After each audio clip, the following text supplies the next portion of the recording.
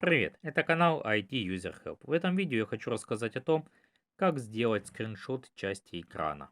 Предположим, ты хочешь сделать скриншот какой-то определенной области экрана,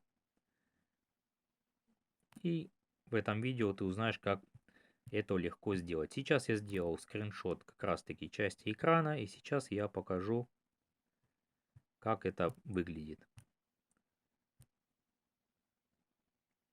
Вот как видишь, мы сохранили скриншот части экрана.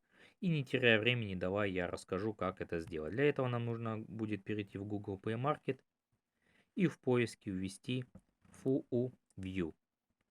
Нам нужно будет приложение Full View от разработчика Full View. Скачиваем, устанавливаем и открываем. Я сейчас удалю это приложение, чтобы вместе с тобой пройти полностью весь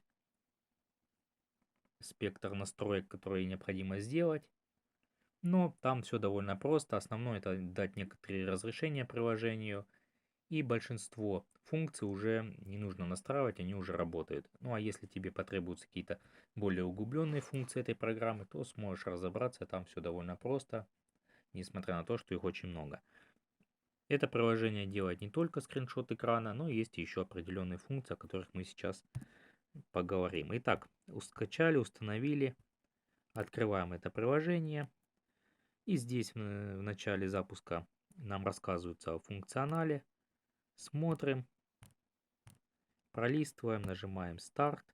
Нам нужно дать первое разрешение этому приложению показывать себя поверх других. Находим приложение, переводим ползунок в правое состояние, нажимаем ОК, разрешить.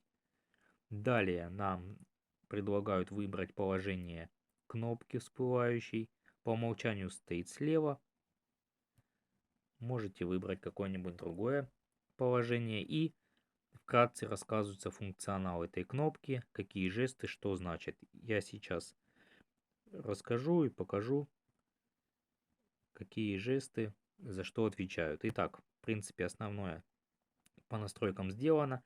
Теперь, допустим, мы хотим сделать скриншот части экрана. Нам нужно взять за эту точку, переместить в какое-нибудь место, где мы хотим сделать. И далее выбираем ту часть, отпускаем. Дать разрешение нужно. Все, скриншот сделан. Теперь нам нужно сохранить его. Для этого нажимаем внизу на значок дискеты. Нажали. И при первом таком сохранении нам предложит скачать файл менеджер. Нажимаем больше не показывать и нажимаем отмена. То есть мы не хотим, допустим, скачивать этот файл менеджер. Будем использовать родной. Ну, либо можете скачать, если вам необходим. И нажимаем сохранить. Все. Наш скриншот сохранился. Далее мы ищем файл менеджер наш родной. Потом в нем находим папку программы Full View Save. Далее папку Picture. И здесь будут наши скриншоты, которые мы делали. Вот так выглядят скриншоты, которые я только что делал. Также можно сделать это не только на рабочем столе. И соответственно, а даже при просмотре видео, к примеру. То же самое. Берем кнопку, перемещаем. Когда крестик становится желтым, начинаем делать наш скриншот. Отпускаем. Скриншот готов, нужно его сохранить. Все, сохранили.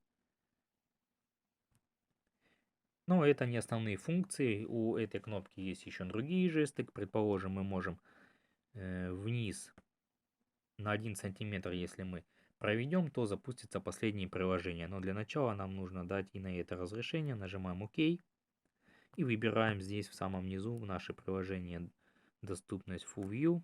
Переводим значок, нажимаем ОК.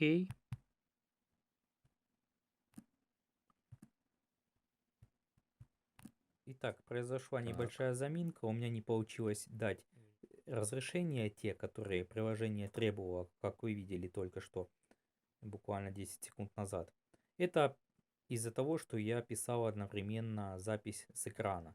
Каким-то образом это конфликтовало. После того, как я остановил запись с экрана, я спокойно дал разрешение. Все, теперь программа работает в полной мере. У вас такой проблемы не будет, потому что вы не пишете видео с экрана телефона своего в тот момент, когда настраиваете. у вас проблем не должно быть. Если вы потеряете то место, где вам нужно отдать разрешение, то зайдите в настройки, дополнительные настройки, специальные возможности, и в самом низу сервисы, доступность Full View вам нужно перевести этот значок в правое положение. Как видели, у меня не получалось, потому что была запись. Когда я запись остановил, все спокойно включил. И после этого у нас открывается такая возможность, как возвращаться назад. К примеру, мы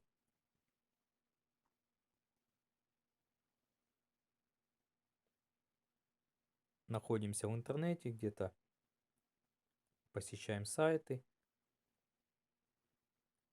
Короткий свайп вправо или влево, если у вас значок будет в другом месте, делает шаг назад, а длинный на рабочий стол. Вниз длинный открывает нам шторку, короткий открывает последние запущенные приложения. То есть это тоже довольно удобно, особенно со шторкой. Если у вас смартфон большой, тянуться вверх не нужно, вы просто делаете длинный свайп вниз за кнопку и открывается шторку. Короткий, буквально на 1 сантиметр, открывает последние запущенные приложения.